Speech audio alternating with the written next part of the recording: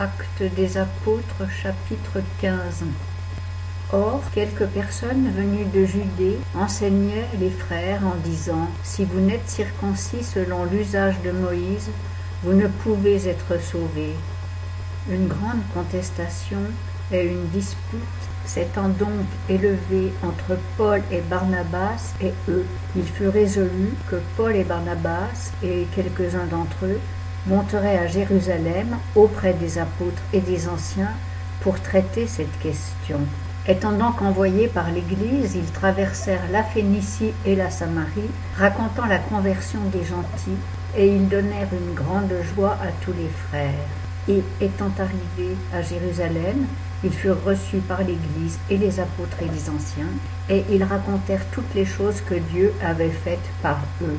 Mais quelques-uns de la secte des pharisiens qui avaient cru se levèrent en disant qu'il fallait circoncire les gentils et leur ordonner de garder la loi de Moïse. Alors les apôtres et les anciens s'assemblèrent pour examiner cette affaire. Et comme il y avait une grande dispute, Pierre se leva et leur dit : « Hommes, frères, vous savez qu'il y a longtemps que Dieu m'a choisi d'entre nous afin que les gentils entendissent de ma bouche la parole de l'Évangile et qu'ils crussent. Et Dieu, qui connaît les cœurs, leur a rendu témoignage en leur donnant le Saint-Esprit aussi bien qu'à nous. Et il n'a point fait de différence entre nous et eux, ayant purifié leur cœur par la foi. Maintenant donc, pourquoi tentez-vous Dieu en imposant aux disciples un joug que ni nos pères ni nous n'avons eu la force de porter?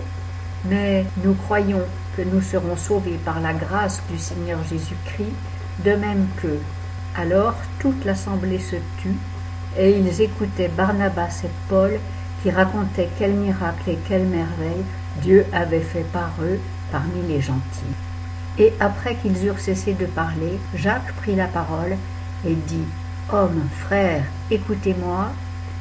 Simon a raconté comment Dieu a commencé de choisir parmi les gentils un peuple consacré à son nom.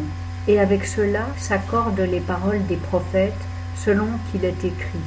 Après cela je reviendrai et je rebâtirai le tabernacle de David qui est tombé, et je réparerai ses ruines et je le redresserai, afin que le reste des hommes et toutes les nations sur lesquelles mon nom est invoqué cherchent le Seigneur, ainsi dit le Seigneur qui a fait toutes ces choses.